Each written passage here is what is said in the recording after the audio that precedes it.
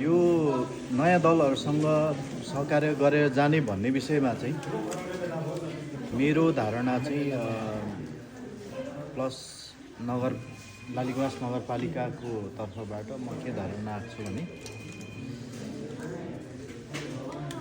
यदि जेनजी समूहले चाहिँ होइन उनीहरूको आफ्नो सङ्गठन छैन नि त, यदि जेनजी समूहले हामीलाई सहयोग गर्न आउँछ भने उनीहरूलाई कन्भिन्स गर्ने कि उनीहरूले चाहिँ हामीलाई सहयोग गर्न आए हामीसँग सहकार्य गरेर अगाडि बढ्न सके त्यो राम्रो होला। हाम्रो चाहिँ एजेन्डा अन्य त्यो एक दुईवटा एजेन्डा बाहेक अन्य एजेन्डाहरू अन्य पार्टीसँग चाहिँ हाम्रो चाहिँ एजेन्डाहरू नमिल्ने भएको हुनाले र केन्द्रले पनि अहिले सहकार्य गर्ने भन्ने कुराहरूको निष्कर्ष आइ नसकेको अवस्थामा अन्य दलहरूसँग हामीले अब छलफल गर्न सकियो, छलफललाई अगाडि बढाउन सक्यो, अन्य कुराहरूमा पनि सहकार्य गर्न सकिन्छ। अब छलफललाई अगाडि बढाउँला, तर गठबन्धन नै गरेर जाने भन्ने कुरा त केन्द्रको ग्रिन सिग्नल नपाइकन त हामीले गर्न सकिने कुरा पनि भएन।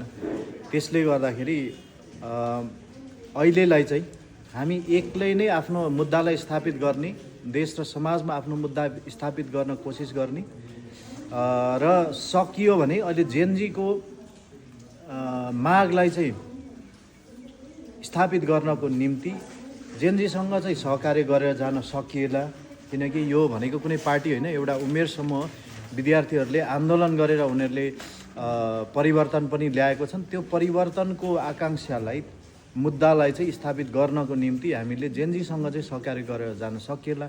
तर अन्य राजनीतिक दलहरूसँगै चाहिँ सहकार्य गरेर जान सकिन्छ भन्ने कुरामा अहिले केन्द्रबाट त्यो निष्कर्ष आइ नसकेको हुनाले हामीले गर्छौँ भनेर मात्रै हुने कुरै भएन।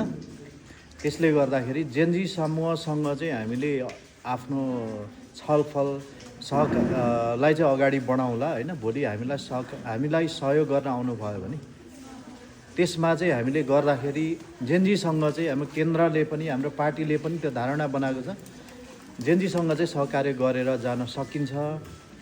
अन्य दलहरूसँग चाहिँ अब त्यति सम्भावना छ जस्तो लाग्दैन मलाई, किनकि केन्द्रबाटै हाम्रो यो निष्कर्ष आउँदैन। त्यसले गर्दाखेरि विद्यार्थी या जेनजी समूहसँग चाहिँ मिलेर जाउँ हामी। हस्त, धन्यवाद।